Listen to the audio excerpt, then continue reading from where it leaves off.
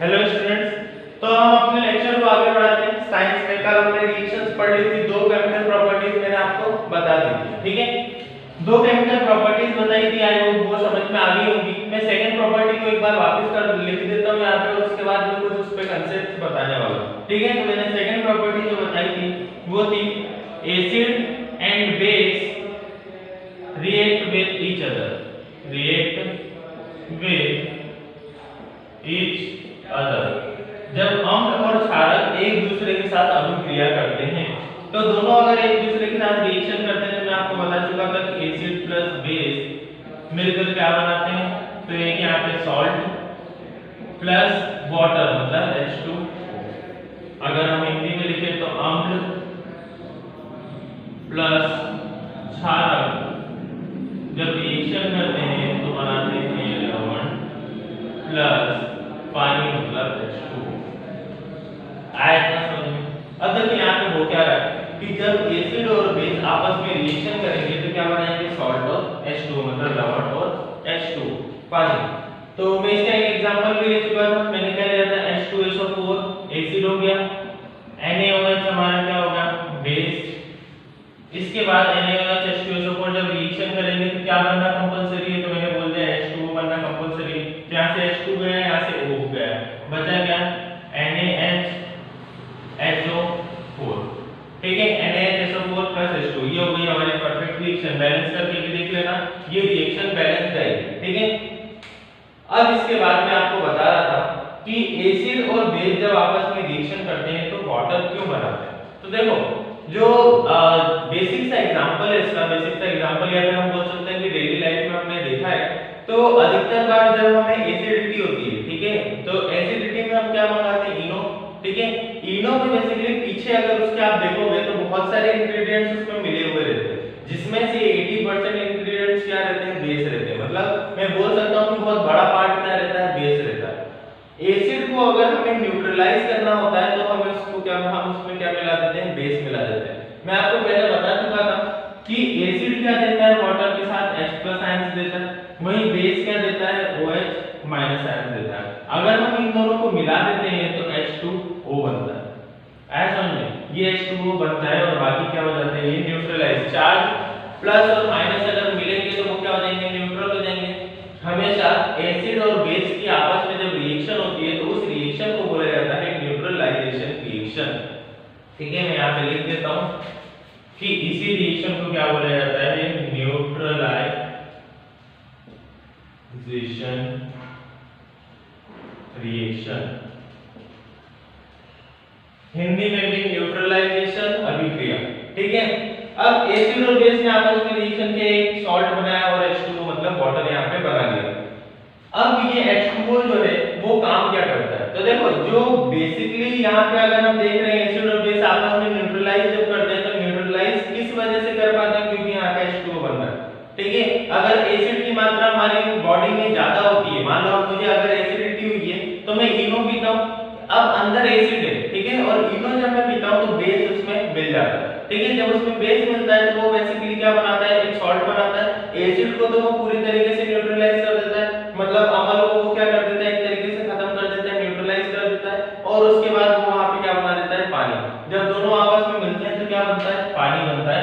इसलिए इस रिएक्शन को क्या बोला जाता है, न्यूट्रलाइजेशन रिएक्शन। एसिड और बेस आपस में मिलते हैं तो उसको न्यूट्रल हो जाता है, मतलब चार्ज भी अगर हम यहाँ पे देखें तो प्लस और माइनस एक दूसरे में न्यूट्रल हो जाते हैं, इसलिए इस रिएक्शन को क्या बोला जाता है, न्यूट्रलाइजेशन रिएक्शन। अब हम सेकंड आते हैं इसके बाद, ये न्यूट्रलाइजेशन रिएक्शन एग्जाम में आपको ये भी बोला जा सकता है कि एसिड और what happens when acid and base react with each other, ठीक है। क्या होगा जब एसिड और बेस आपस में अभिक्रिया करेंगे, ये भी क्वेश्चन आ सकता है।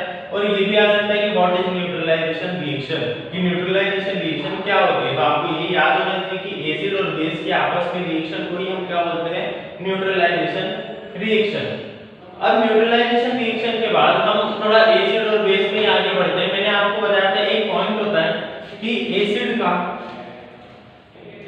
एसिड या फिर बेस, इन दोनों की अगर हम बात करते हैं तो इनकी पीएच वैल्यू रेंज करती है, ठीक है। इनकी जो होती है वो पीएच वैल्यू रेंज करती है। अब पीएच क्या है, तो पीएच का फुल फॉर्म होता है पोटेंशियल ऑफ हाइड्रोजन। पीएच का फुल फॉर्म क्या होता है, पोटेंशियल ऑफ हाइड्रोजन, या फिर हम बोल सकते हैं हाइड्रोजन की क्षमता।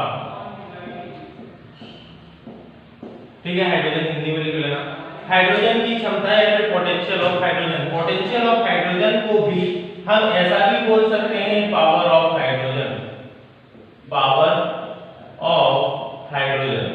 ठीक है, हम पोटेंशियल ऑफ हाइड्रोजन भी बोल सकते हैं और पावर ऑफ हाइड्रोजन भी बोल सकते हैं, हिंदी में हाइड्रोजन की क्षमता भी बोल सकते हैं।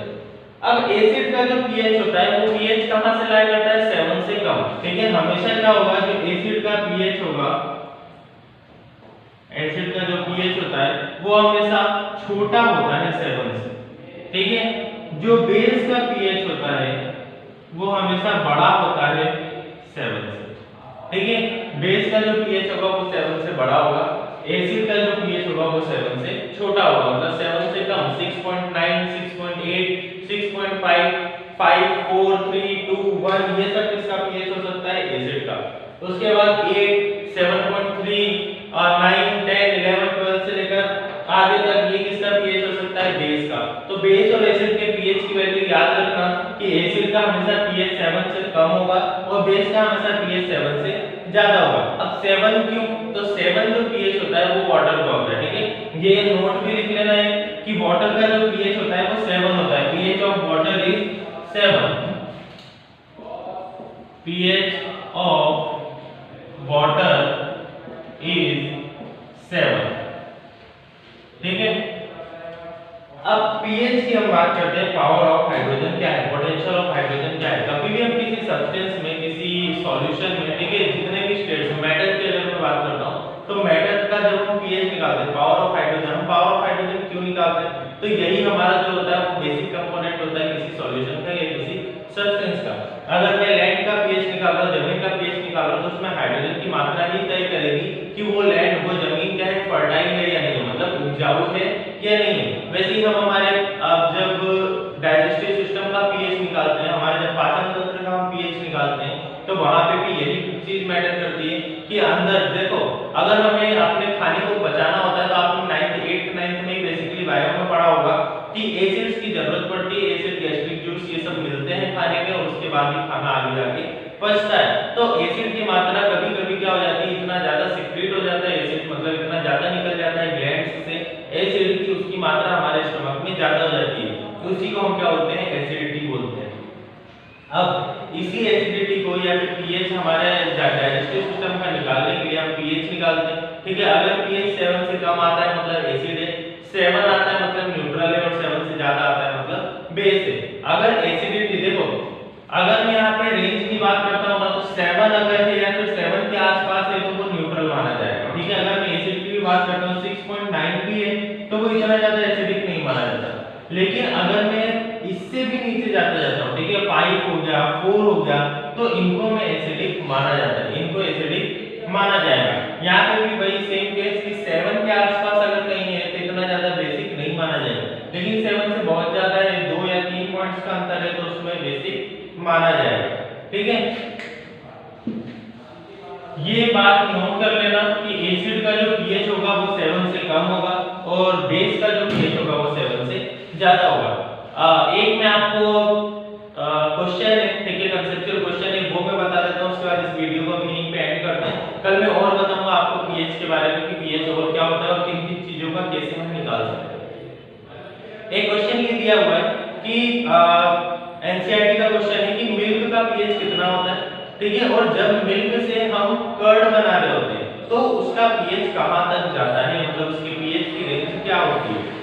तो अगर हम मिल्क के पीएच की बात करते हैं, देखो हिंदी में अगर हम इसको समझें तो उसने बोला है, उसने हमसे पूछा है कि दूध का पीएच क्या होता है।